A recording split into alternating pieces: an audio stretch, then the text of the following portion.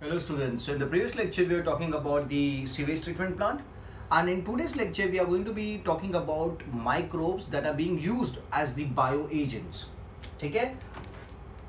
Clear है? So काफ़ी time से we have been using a lot of chemicals, we have been using a lot of pesticides, herbicides, weedicides, and these herbicides, pesticides are what? These are composed of chemicals.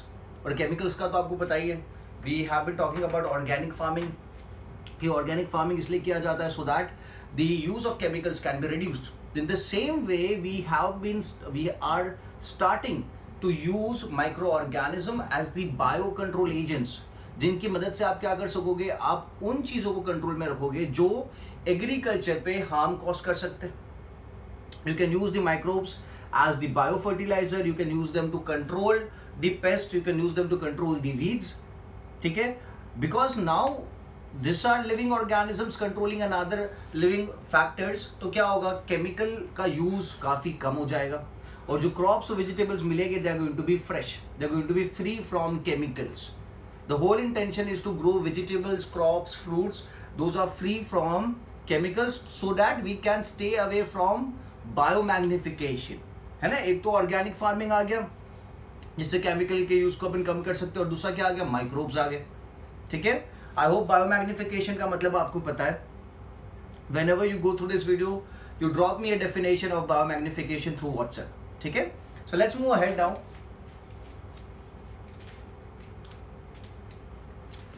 So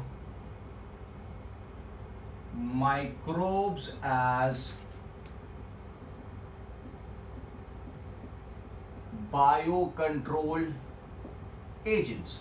So यहाँ पे in this lecture we would be talking about several microbes जो क्या करेंगे, they are controlling certain agents which are causing harm to the crops.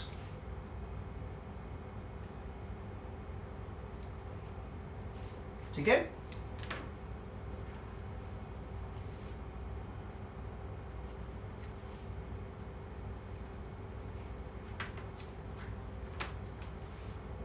Okay, so microbes as biocontrol agents में biological methods for control of biological methods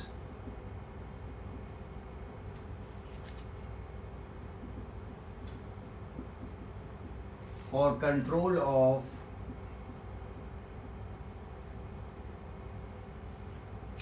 pest and pathogen. ठीक है? सो microbes को यहाँ पे use किया जाएगा to control what, to control the pest and the pathogen. And this can be in two ways. आप control करने के लिए पेस्ट को या पैथोजन को आप दो तरीके यूज कर सकते हो. आप प्रेडेटर्स को यूज कर सकते हो,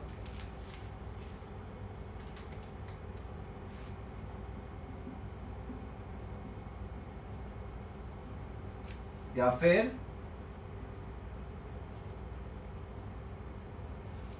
पैरासाइट को यूज कर सकते. ठीक है? So the biological methods for control of pest and pathogen, predators use किए जा सकते हैं, या फिर पैरासिटिक फॉर्म में आप चीजों को यूज कर सकते हो जो कंट्रोल करेगा किसका, पेस्ट एंड पैथोजन का. ठीक है? Now see every organism is important, है ना? Every organism, आपको पता होगा food chain, every organism is playing an important role in the food chain. So if I use a toxic chemical, if I use weedicides or herbicides to kill that particular living organism, तो मैं क्या कर रहा हूँ, I'm disturbing the food chain.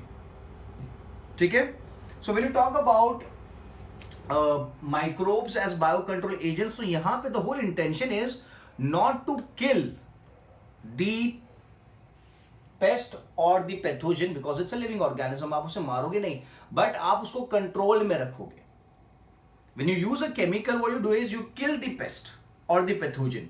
But when you use a microbe, you are not killing a pest or pathogen, you are keeping in control the amount of pest and pathogen so that it does not harm the crop. समझ में आ रहा है? ठीक है? So whenever microbes की बात हो रही है, दिमाग में रखना, you are not killing them, because they play an important role in the food chain as well. If I use a chemical and I kill a particular pathogen or a pest, I am disturbing the food chain and this is going to be causing a harm in the long run. अभी पता नहीं चलेगा, but long run में it's going to cause the harm. So instead we would be using certain microbes. They would keep in control the pest and the pathogen, not kill them. ठीक है? So organic farming या फिर organic farmers की अगर बात करें, so they have the holistic approach. Organic farmers की अगर बात करें,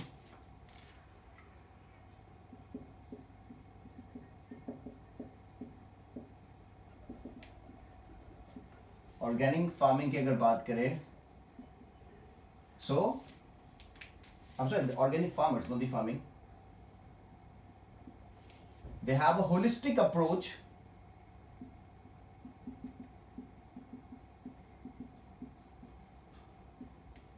They have a holistic approach. And what do they think is that the pests are kept at manageable amount. They're not killing it. Pest या फिर pathogen are kept at manageable amount. You're not killing it. ये बात दिमाग में डाल लो, ठीक है? Because there is a reason for it. More species diversity, more sustainability. ये बात आपको पता होना चाहिए.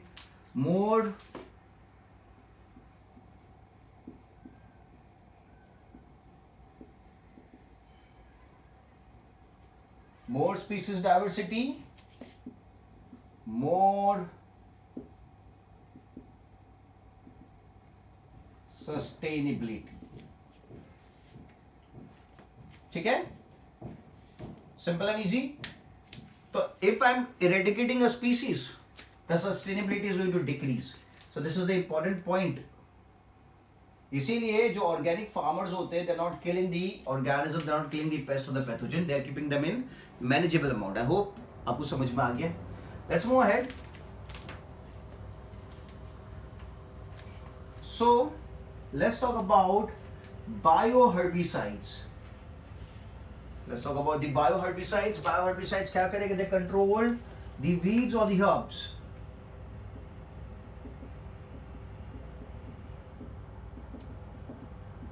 Bioherbicide क्या करेंगे? They control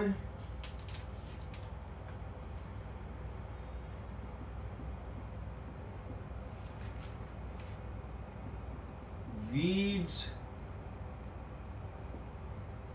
या फिर herbs. ठीक है? So we have two categories of bioherbicides.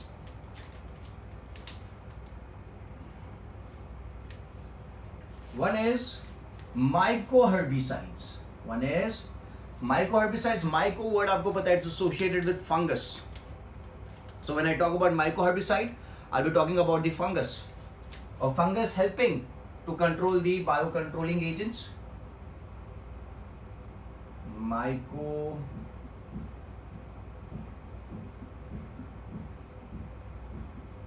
Herbicide, and the second category is predator herbivores.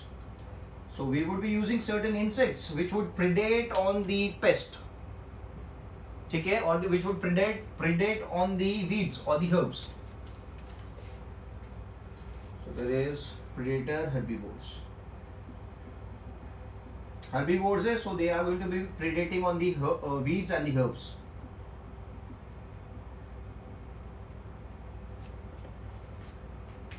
ठीक है? So mycoherbicide and predator herbicide. So let's talk about the mycoherbicide first. So mycoherbicide आपको पता होना चाहिए. I will be talking about the fungus. ठीक है? So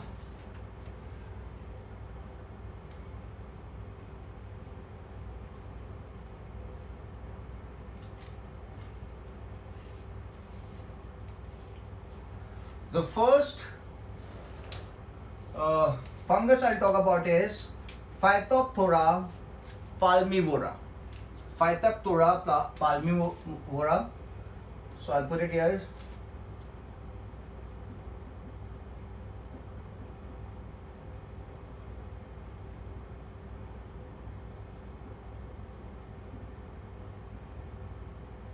Phytophthora palmivora, and it has to be underlined. ठीक है. अब ये जो फंगस है Phytophthora, this is H.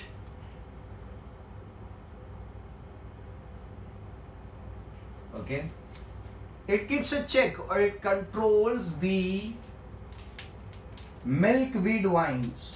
किसको कंट्रोल कर रहा है? It is controlling milkweed vines. ठीक है.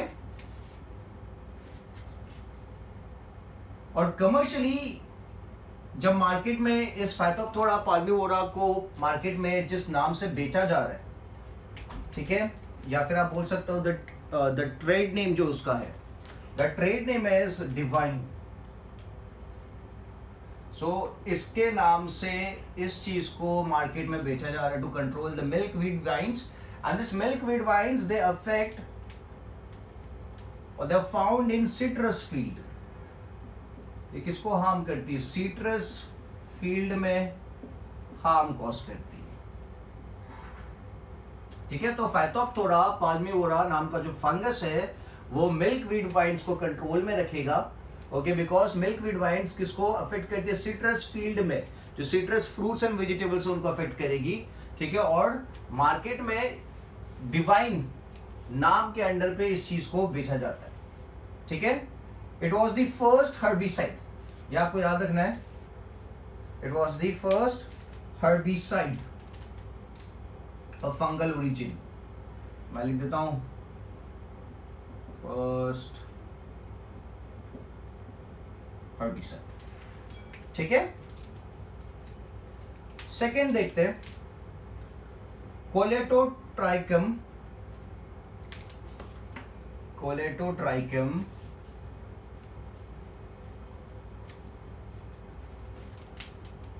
Colletotrichum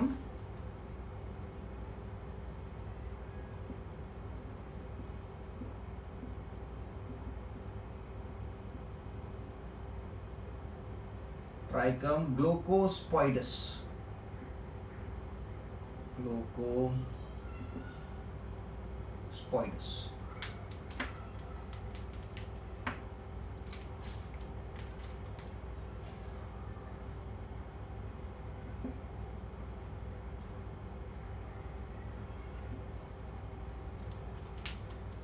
Coledotrichum glucosporidus. So this fungus, it is useful in treatment of or killing the northern wedgeweed. किसको मारता है ये? It kills or it keeps a control on northern wedgeweed. ठीक है. And northern वेजवीड किसको affect करता है? तो इट अफेक्ट्स राइस. ठीक है. इसलिए इसको कंट्रोल में रखा जाता है with the help of Colletotrichum gloeosporioides नाम के फंगस की मदद से. एंड जो ट्रेड नेम है इसका, that is Collego. That is Collego. ठीक है. Which are actually the spores of fungus. ये है क्या एक्चुअल में? This are spores of fungus. Collego. ठीक है. This is Collego, this is DeVine, this is Phytophthora palmivora, this is Colletotrichum gloeosporioides. फिर एक सबसे भयंकर जो वीड है जिसका नाम है water hyacinth. The name of the weed is water hyacinth.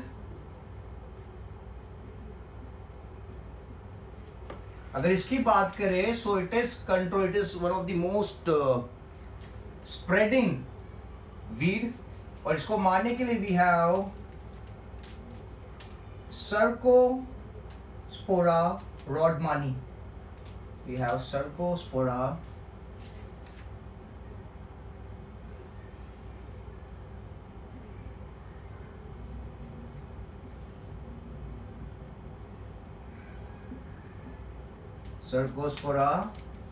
रॉडमानी।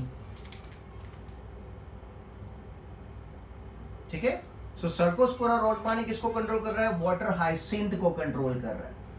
ठीक है, so this are the 3 bio herbicides which are fungal based, Phytophthora palmivora, Colletotrichum gloeosporioides and Cercospora rodmanii. Milk weed को कंट्रोल कर रहा है, नॉर्थन वेज वीड को control कर रहा है एंड वाटर हाइसिंथ को कंट्रोल कर रहा है। ठीक है, वाटर हाइसिंथ का आपको नाम पता होगा, it was also termed as the terror of Bengal.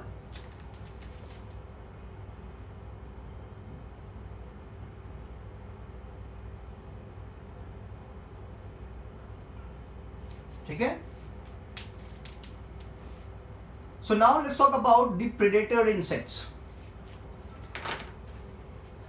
Predator insects की बात कर लेते हैं। This was the fungus, now predator insects की बात करेंगे। तो ऑस्ट्रेलिया की अगर बात करते हैं, ऑस्ट्रेलिया में कैक्टस को कंट्रोल में रखने के लिए, ऑस्ट्रेलियन कंट्रीज में कैक्टस को कंट्रोल में रखने के लिए we have used insects, those are predator insects। so Australia में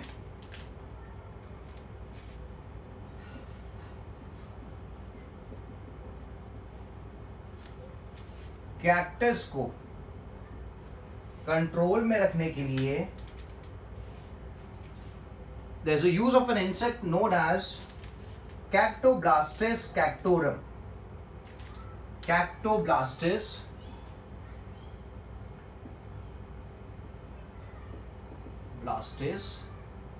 cactorum, it is the name of the insect। ठीक है, जो क्या करेगा? कैक्टस को कंट्रोल में रखेगा। It would feed on the cactus and would control the population of cactus। कौन? Cactoblastis cactorum। Second is USA में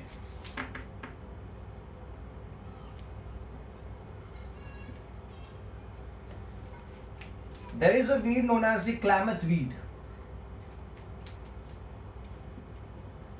It's a weed known as Klamath weed, which is also known as Hypericum perforatum, Hypericum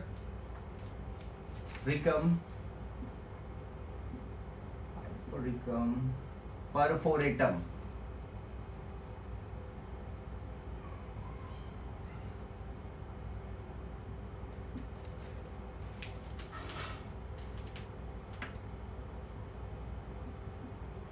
perforate, ठीक है, scientific name है किसका? क्लैमथ weed का। So now इसको control करने के लिए we have been using a beetle and the scientific name is Chrysolina beetle. क्या नाम है? Chrysolina beetle.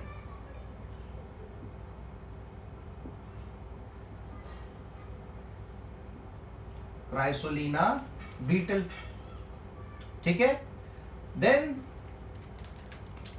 there is another very fast growing grass known as the carrot grass, parthenium जिसे कहा जाता है।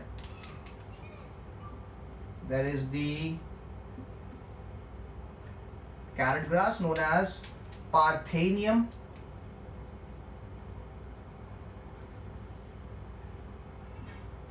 ठीक है, इसको कंट्रोल करने के लिए we have been using another beetle known as Zygogramma beetle। क्या नाम है उसका? Zygogramma beetle। Zygogramma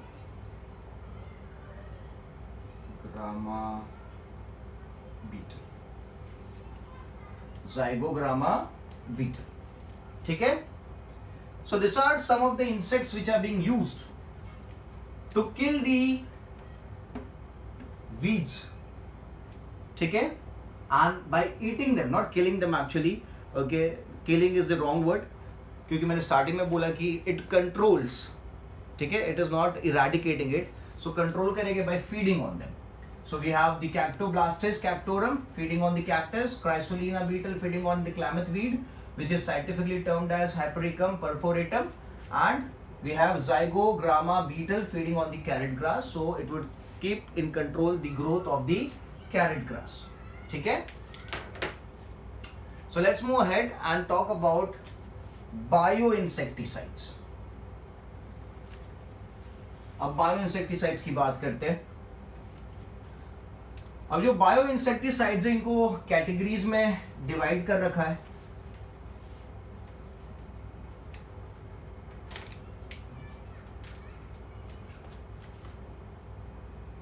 bio insecticide. ठीक है? So there is a category. They can be based on predator insects.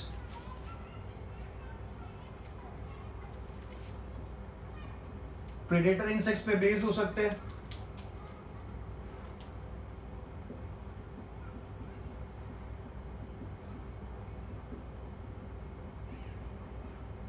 या फिर बैक्टीरिया पे बेस्ड हो सकते हैं.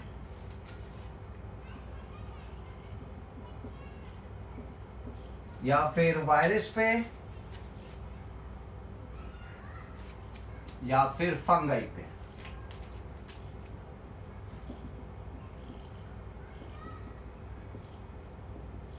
या फिर फंगाई. ठीक है?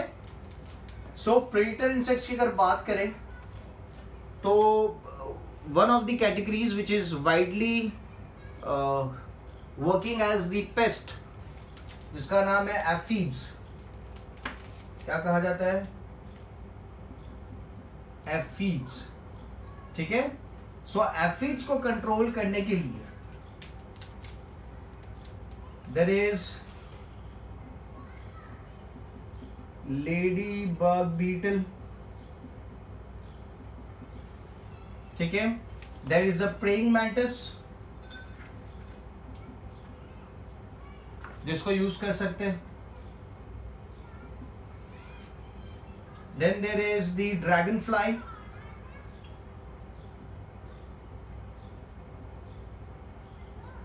and there is the hoverfly.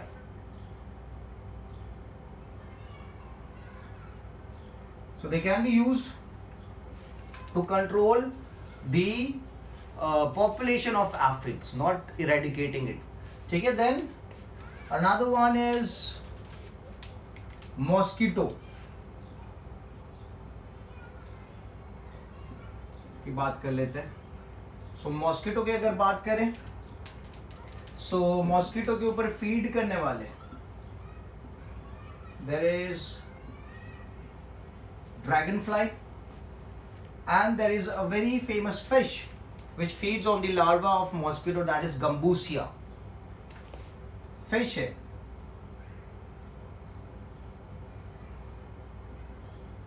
which feeds on the larva of mosquito. ठीक है? तो यहां पे ये सब क्या हो गया? ये प्रेडेटर इंसेक्ट्स है जो किसके ऊपर फीड कर रहे हैं? एफिड्स के ऊपर फीड कर रहे हैं, मॉस्किटो के ऊपर फीड कर रहे हैं, और उनके पॉपुलेशन को क्या करेंगे?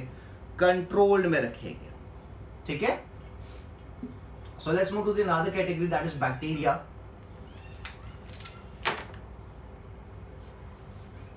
सो the first bioherbicide of bacterial origin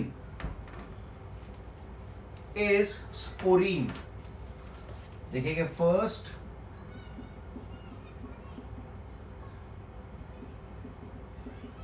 bioherbicide of bacterial origin is sporine.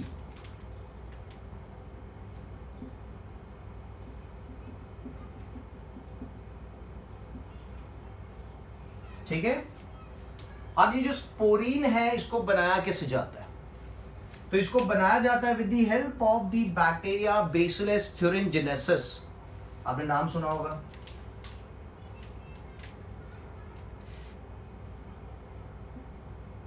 It is prepared from Bacillus thuringiensis.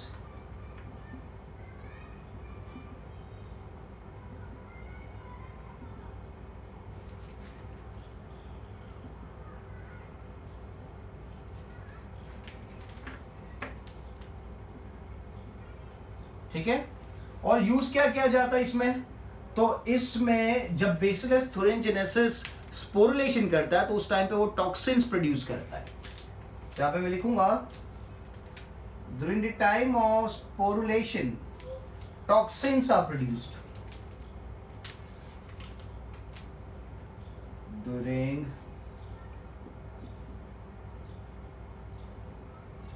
Sporulation toxins are produced. और ये जो टॉक्सिन्स है, these toxins when they enter the gut of the insect,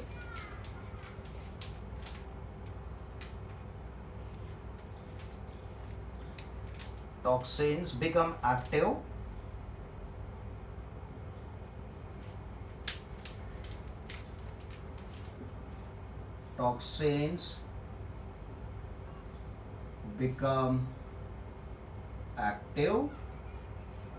when they enter the, मैं यहां लिखता हूं, यहाँ पे जगह नहीं, I'll write it down here। ठीक है। Toxins become active when they enter gut of insect। now how is it possible? Active कैसे हो रहे हैं? So toxins become active when they enter the gut of the insect due to the presence of alkaline medium, due to the presence of alkaline conditions in the gut, due to the presence of alkaline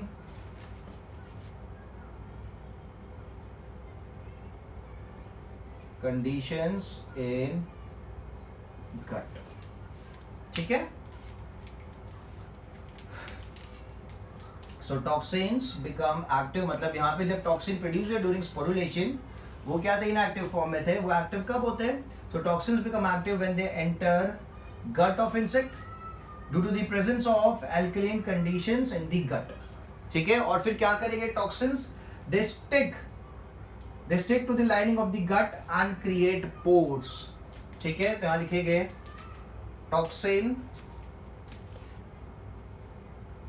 toxins stick to the wall of gut and create pores। ठीक है। तो जब गट की walls पे pores हो जाएगी तो क्या होगा? जो पेस्ट है उसकी डेथ हो जाएगी, द पेस्ट वुड डाई। ठीक है। तो जो स्पोरीन है, ये स्पोरीन एक्चुअली दिस आर अवेलेबल, जो पूरा मटेरियल है ना sporulation toxin, that is available in the packets. ये आपको पैकेट फॉर्म में मिलेगा।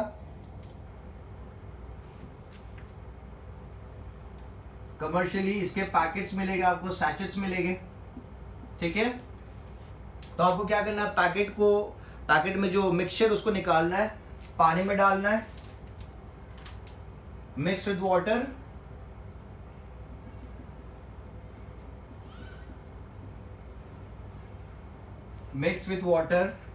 And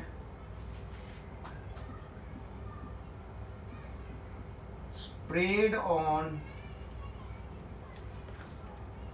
plants।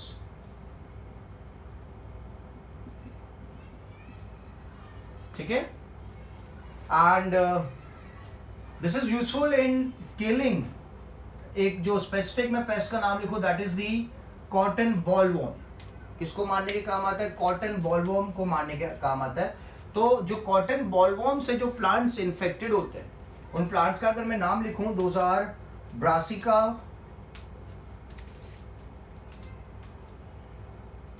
Paste, brassica plants, and there is another one that is the fruit trees.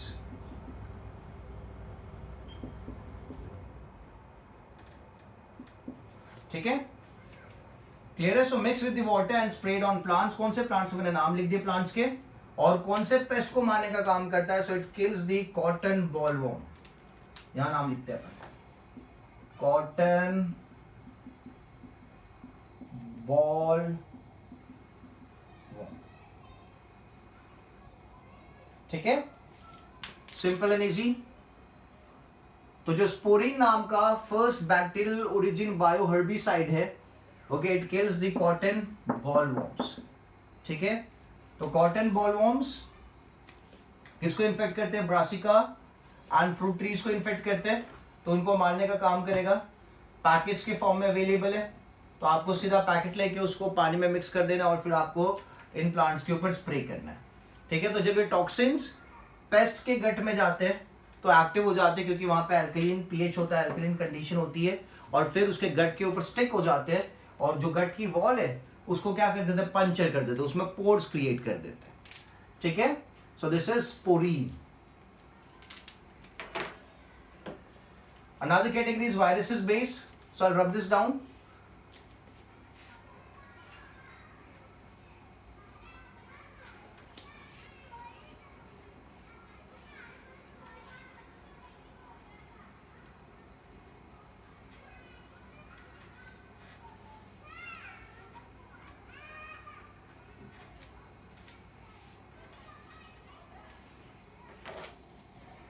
Okay, so virus की अगर बात करें, so we have certain categories for viruses, that is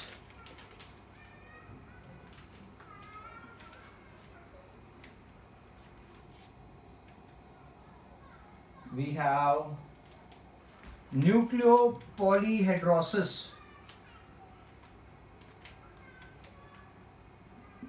न्यूक्लियोपॉलीहेड्रोसिस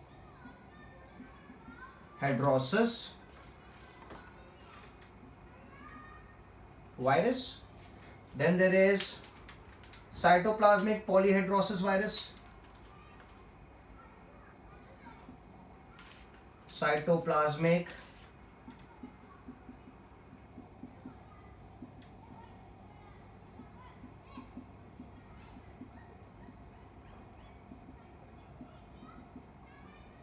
virus, and then there is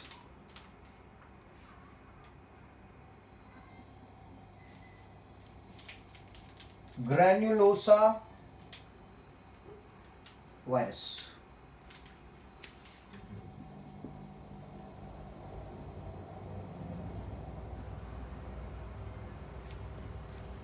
So 3 categories aa gayi. What is the difference? This is termed as NPV.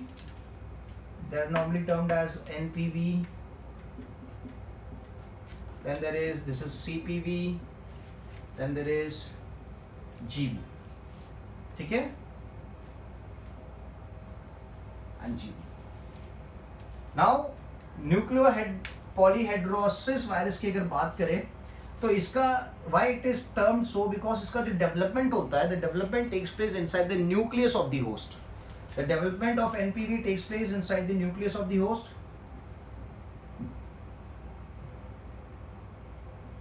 Development takes place inside nucleus of host, ठीक है। This is that termed as of host. यहाँ पे the development of the virus, हाँ,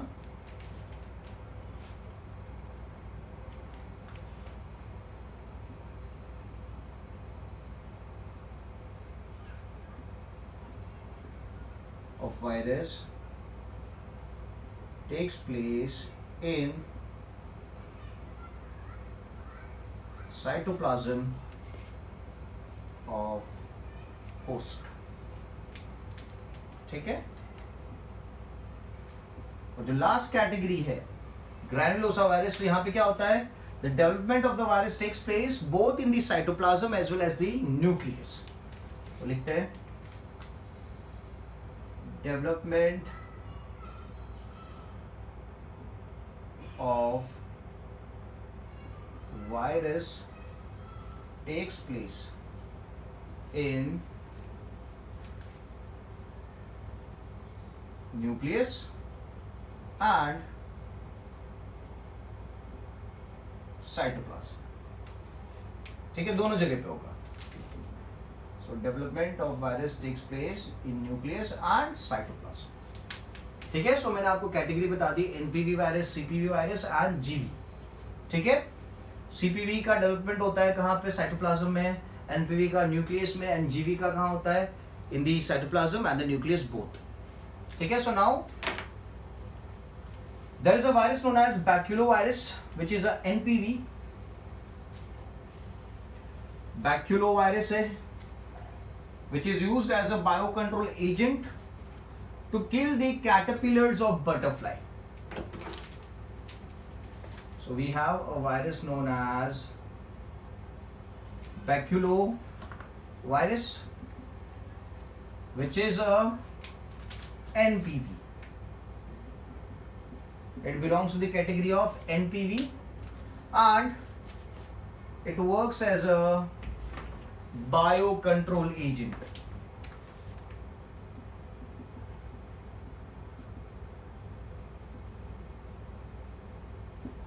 It works as a biocontrol agent and keeps a control on the caterpillars of butterfly. It keeps a control or it kills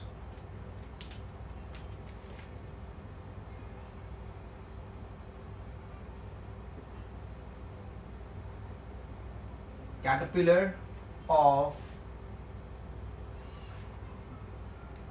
butterfly.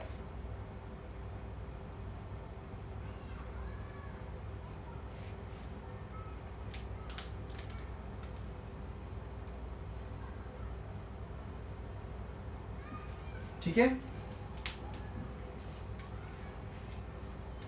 अब जो important point जो virus के बारे में है कि यार वायरसेस आर वेरी स्पेसिफिक. ठीक है, they are very specific to host. They are host specific. ठीक है. सो होस्ट स्पेसिफिक का मतलब क्या होगा, जो नॉन टारगेटेड ऑर्गेनिज्म है, अगर आप कैटरपिलर को मारना चाहते हो बटरफ्लाई के, तो बटरफ्लाई के कैटरपिलर की ही डेथ होगी, बाकी कोई ऑर्गेनिज्म की डेथ नहीं होगी. इसीलिए it is termed as host specific. Non targeted organisms are not affected. Non targeted organism are not affected. ठीक है. So because it's very host specific, non targeted organism कोई अफेक्ट नहीं करेगा. ठीक है. तो इसकी जो एक्टिविटी है काफी नैरो हो जाएगी ना, बिकॉज वो सिर्फ एक पर्टिकुलर होस्ट को ही अफेक्ट कर रहा है. So the activity of the virus becomes very narrow. इसलिए they are also termed as narrow spectrum activity. They have narrow spectrum activity. They have narrow spectrum activity. ठीक है, simple and easy. So predator insects देख लिया, bacterias देख लिए, viruses देख लिया, fungi की बात कर लेते हैं. सो फंगाई में we have verticillium and Bivuria.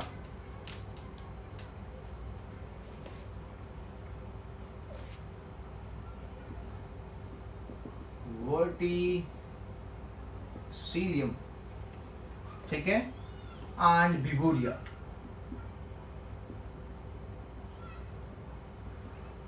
These are the two fungi. They are used as bioherbicide, or sorry, bioinsecticide. ठीक है. Now let's move ahead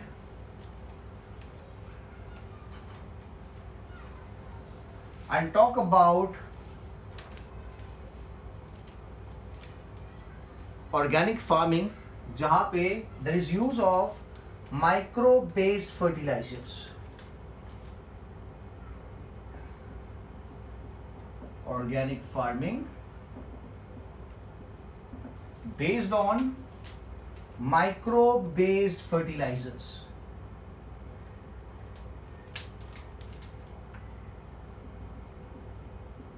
Microbe based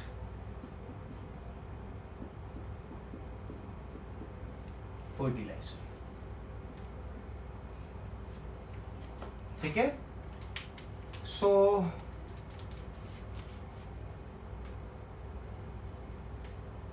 तीन कैटेगरीज में माइक्रोब्स को डाल सकते हैं. दे can B bacteria, they can B blue green algae,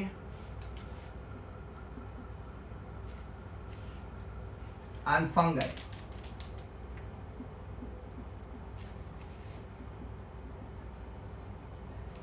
And the fungi, ठीक है. So we know about a very common bacteria rhizobium, जो आप काफी टाइम से पढ़ते आ रहे हो, जो क्या करता है, नाइट्रोजन फिक्सेशन करता है.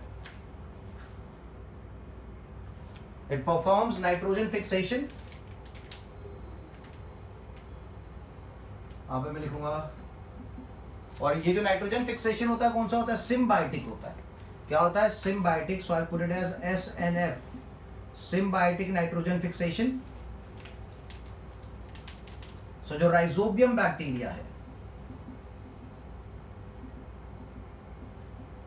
ठीक है, this rhizobium bacteria it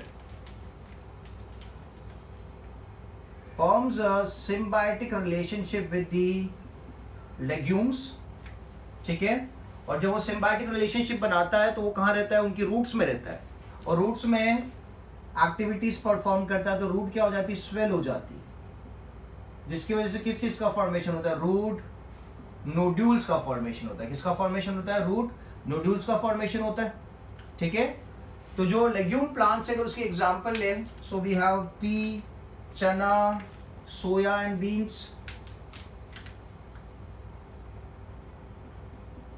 P,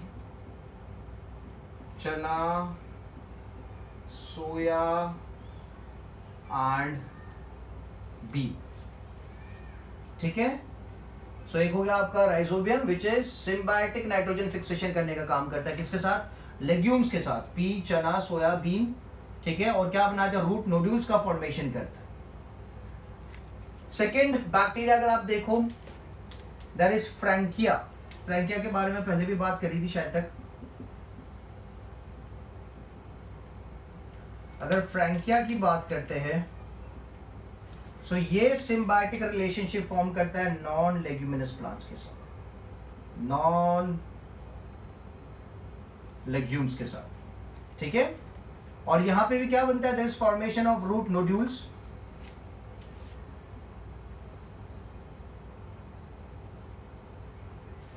there is formation of root nodules. Frankia is actinomycetes, आपको पता होना चाहिए, मैं यहाँ पे लिख देता हूँ फॉर योर रेफरेंस. एक्टिनोमाइसीट्स को बिलोंग करता है, ठीक है. अब यहाँ पे जो नॉन लिग्यूम्स प्लांट की अगर बात करें, so that is those plants are माइक्रिया,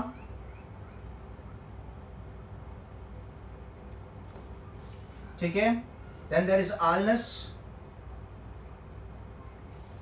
then there is Casuarina,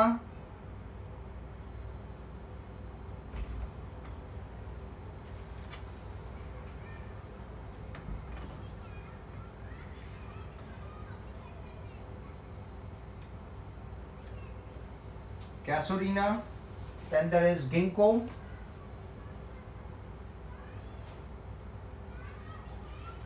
ठीक है, ये प्लांट्स है जिनके साथ फ्रैंकिया विच इज एन एक्टिनोमाइसीट्स क्या करता है, एक सिम्बायोटिक रिलेशनशिप फॉर्म करता है और नाइट्रोजन फिक्स करके देता है, ठीक है। So we use it as a biofertiliser. Bio microbe based fertiliser is bio fertiliser.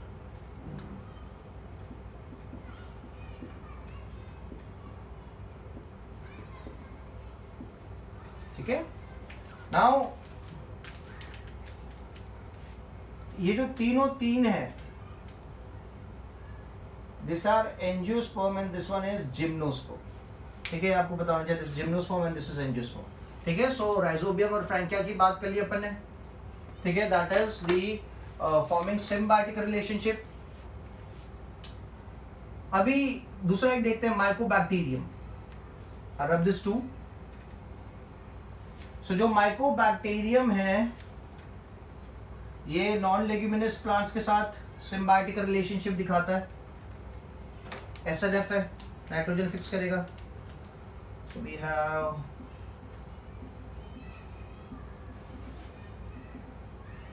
Mycobacterium, leaf nodule, non legumes के साथ लीफ नोड्यूल का फॉर्मेशन होता है यहाँ पे। ठीक है, और जो प्लांट्स है यहाँ पे उनके नाम में लिख देता हूं, दैट इज आर्डिसिया, आर्डिसिया। ठीक है, then there is Pavetta and there is the psychotria.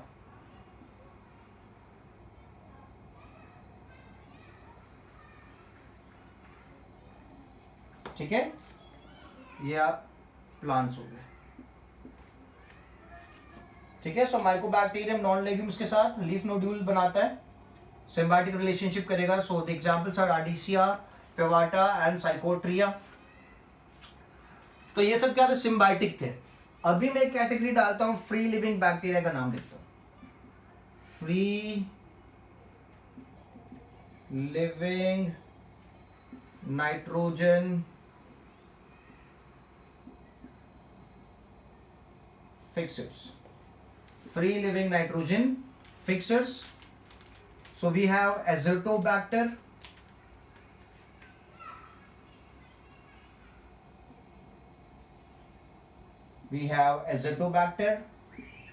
then there is Beijeringia,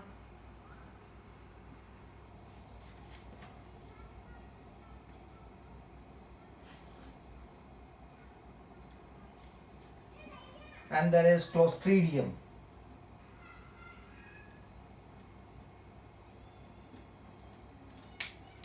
ठीक है, so free living nitrogen fixers में we have Azotobacter, बेजरिंकिया and Clostridium. ये दोनों जो है ये एरोबिक है और ये जो है ऑक्सीजन को यूज नहीं करता है। ठीक है, so this was all about the bacteria, mycobacterium, free living nitrogen fixers. ठीक है, एंड एजोटोबैक्टर, बेजरिंकिया एंड क्लोस्ट्रीडियम। ठीक है, नाउ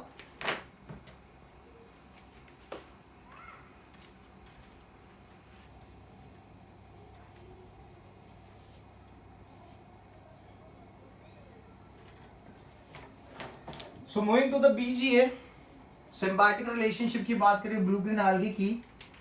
सो ये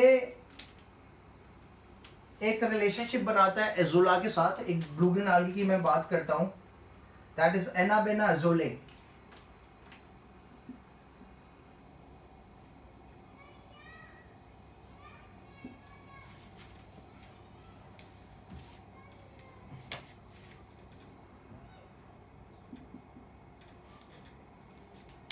This is a blue green algae, and this blue green algae, it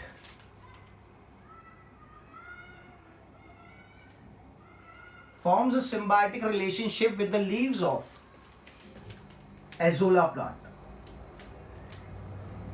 Forms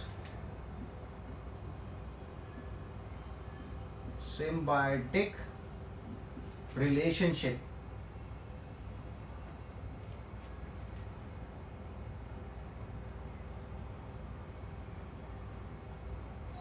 with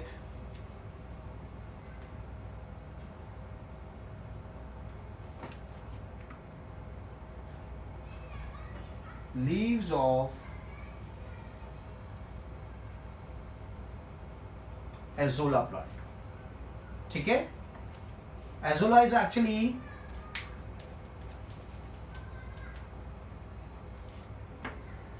it's an aquatic fern. Azolla is an aquatic fern used in aquatic है ना, और क्या कर रहा है, नाइट्रोजन फिक्सेशन का काम कर रहा है.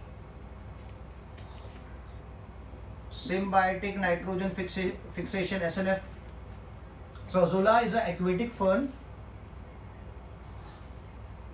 used in rice fields. It is used in rice fields. ठीक है, because it is fixing nitrogen. ठीक है, तो जो एनाबेना एजोला है, that is a blue green algae, वो किसके साथ सिम्बायोटिक रिलेशनशिप में होता है? वो सिम्बायोटिक रिलेशनशिप में होता है with the leaves of azolla plant, and azolla is a aquatic food.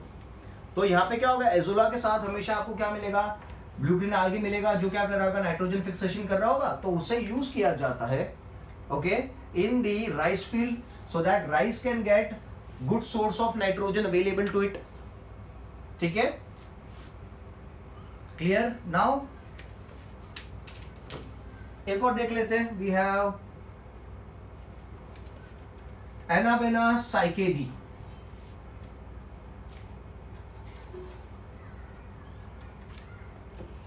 Anabaena साइकेडी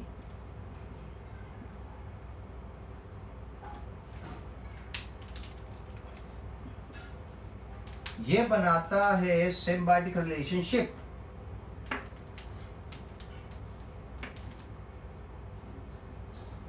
symbiotic nitrogen fixing करता है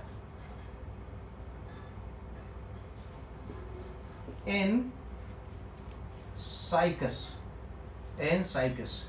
एंड फॉर्म्स, रूट्स में रहता है.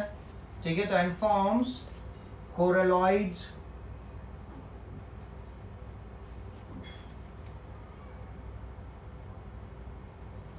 forms coralloid roots.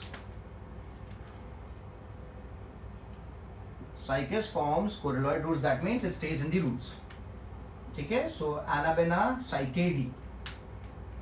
ठीक है, so now some of the blue green algae which are, ये तो क्या था, symbiotic थे, free living nitrogen fixers. अगर देखें FNF,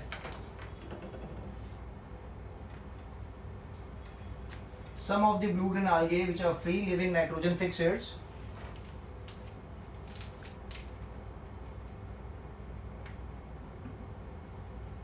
free living nitrogen fixers की अगर बात करें, so we have nostoc,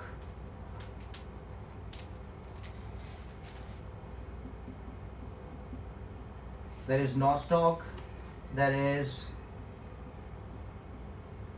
anabaena. Anabaena क्या है, फ्री लिविंग भी है और सिम्बायोटिक भी है. Then there is Cylindrospermum, then there is Cylindrospermum, then there is tolypothrix,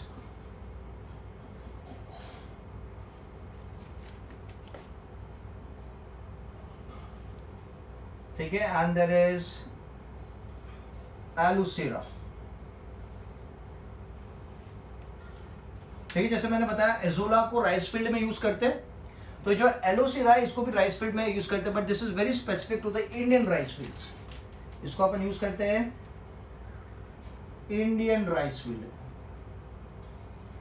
ज्यादा अच्छा आउटकम मिलता है एलोसिरा को जब इंडियन राइस फील्ड में यूज करते हैं। और जो सिलेंड्रोस्पर्मम है, this is used in maize and sugarcane field, maize and sugarcane field में सिलेंड्रोस्पर्मम को यूज किया जाता है। ठीक है, simple and easy. So this are the free living nitrogen fixers. Now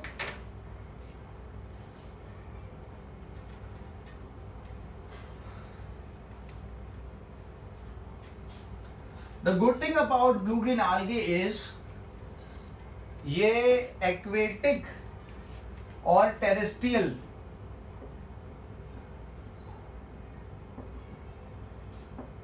दोनों हैबिटाट में क्या कर सकता है, नाइट्रोजन फिक्स कर सकता है। एक्वेटिक एंड टेरेस्ट्रियल में भी फिक्स कर सकता है। एक्वेटिक में N2 फिक्स करता है या CO2 को फिक्स करता है। एक्वेटिक में सिम्बायोटिक रिलेशनशिप दिखाता है और यहां पे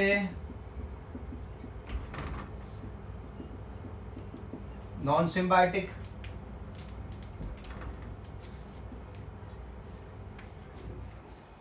क्लियर है? सो काफी ज्यादा एडवांस हो गया ब्लू ग्रीन आल्गे, बिकॉज एक्वेटिक में भी फिक्सेशन कर रहा है, टेरेस्ट्रियल फॉर्म में भी कर रहा है, सिम्बायोटिक में भी कर रहा है, नॉन सिम्बायोटिक में भी कर रहा है। Now let's talk about the fungus. तो फंगस का आपको पता है, it forms symbiotic relationship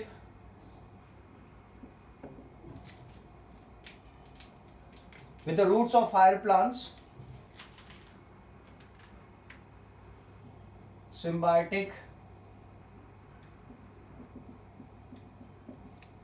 relationship with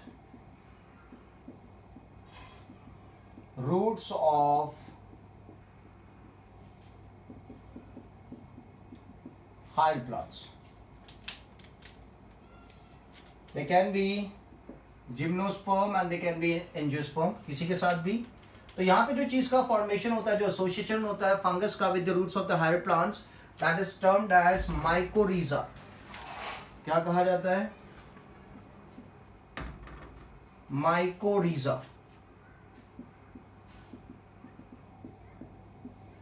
ठीक है, this mycorrhiza could be developed on the outer side of the plant. So this is termed as ectomycorrhiza.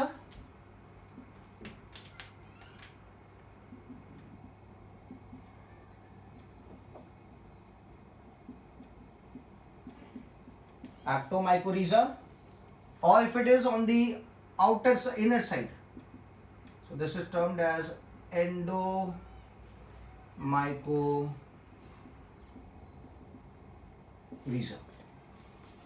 ठीक है, अगर बाहर की तरफ फॉर्म हुआ है तो आप एक्टो बोलोगे, अंदर की तरफ फॉर्म हुआ है तो आप एंडो बोलोगे। So examples are Pinus and oak example में ले सकते हैं, और एंडोमाइकोरिजा के एग्जांपल में ले सकते हैं orchids and coffee. Orchids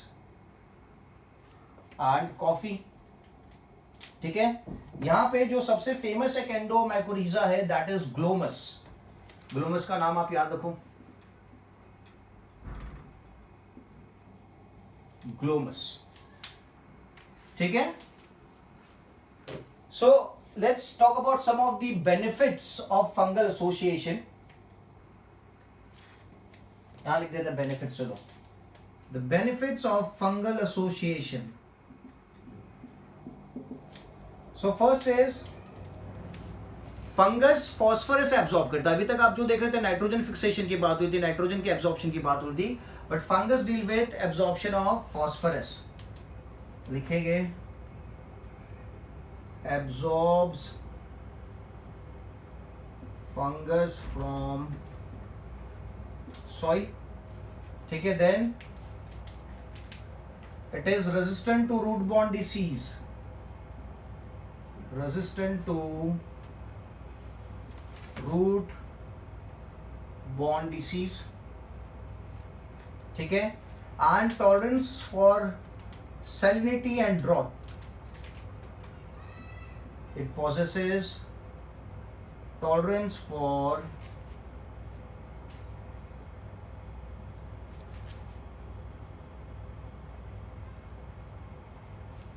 drought, and it helps in increase of plant growth and development. Helps in increase of plant growth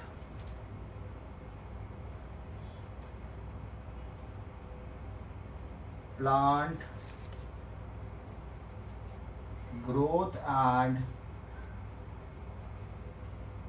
development. ठीक है, so these are some of the benefits of the fungal association. कि एक तो वो कर रहा है, it absorbs, it helps in, fungus helps in absorptions of, not the fungus but the phosphorus. It helps in absorption of phosphorus. Helps in absorption of phosphorus from soil. It is resistant to root borne disease. ठीक है, वो plant को क्या करेगा, जो root born disease होते हैं ना, उससे बचा के भी रखेगा. फिर it has tolerance for salinity and drought, and it also helps in increasing plant growth and development. ठीक है, so आज के लेक्चर में we have gone through very important topics. काफी सारा डिस्कशन हुआ है. ठीक है, we have talked about the blue green algae, we have talked about the bacteria, we have talked about the fungus. ठीक है, so make sure अच्छे से नोट्स बनाना, अच्छे से वीडियो को देखना, अच्छे से सुनना और नोट्स बनाना, और नोट्स बनाने के बाद मुझे व्हाट्सएप करना. ठीक है, so I'll keep this much for the lecture. In the next lecture we'll move ahead and we'll talk about more details regarding the chapter. Thank you so much.